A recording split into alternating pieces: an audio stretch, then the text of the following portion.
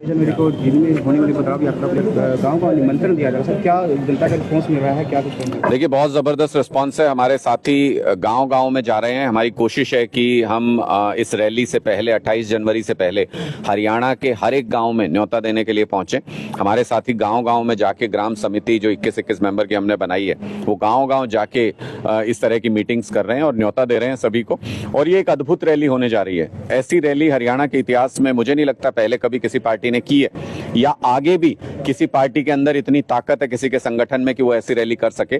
7,000 गांव और 1,000 वार्ड हरियाणा के अंदर जो हैं, हर जगह से लोग इस रैली में हिस्सा लेने आएंगे। आप ये कह सकते हैं कि मिनी हरियाणा जींद के अंदर इकट्ठा होगा 28 जनवरी को, और वहां से बदलाव की शुरुआत होगी। अरविंद केजरीवाल जी पहुंचेंगे, भगवंत मान जी पहुंचेंगे, और जब वहां से वो संबोधित करेंगे, आगे की रणनीति बताएंगे आम आदमी पार्टी की, उस बदलाव की आवाज को लेकर लोग अपने अपने गाँव में जाएंगे, बदलाव का अलख जगाएंगे और 2024 में आम आदमी की सरकार की नींव रखेंगे। सर, जिस तरह से गांव-गांव निमंत्रण देता है, लोगों का किस तरह से रिस्पॉन्स है, किस तरह से?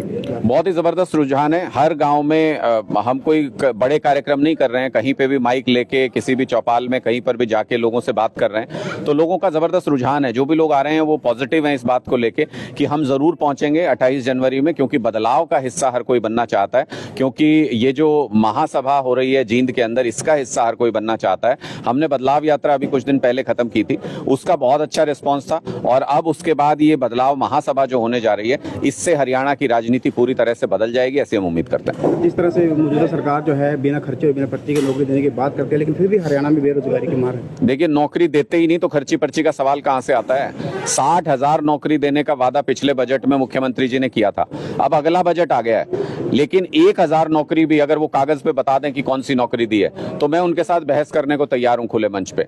2 लाख सरकारी नौकरी हरियाणा के अंदर खाली पड़ी है। 25 लाख हरियाणा का युवा बेरोजगार भटक रहा है।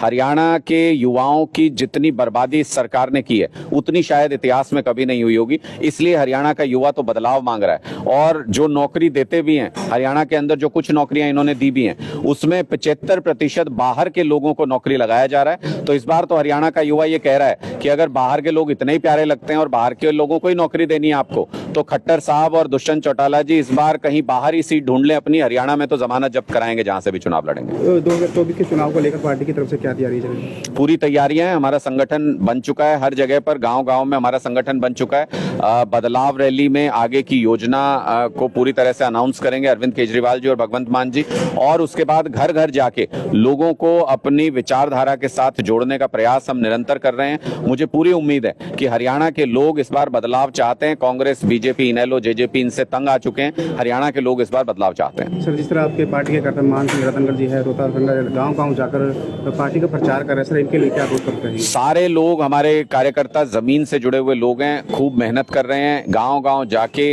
लोगों को इस बारे में जागरूक कर रहे हैं कि अब हरियाणा को बदलाव चाहिए, और क्यों चाहिए, क्या सुविधाएं आम आदमी पार्टी की सरकार दिल्ली और पंजाब में दे रही है, उन सब चीजों के बारे में ये सारे लोग जमीन पे जाके लोगों के बीच में संवाद करते हैं। और जमीन की राजनीति से ही बदलाव निकल करके आता है। ये हमने दिल्ली में भी अनुभव किया और पंजाब में भी अनुभव किया।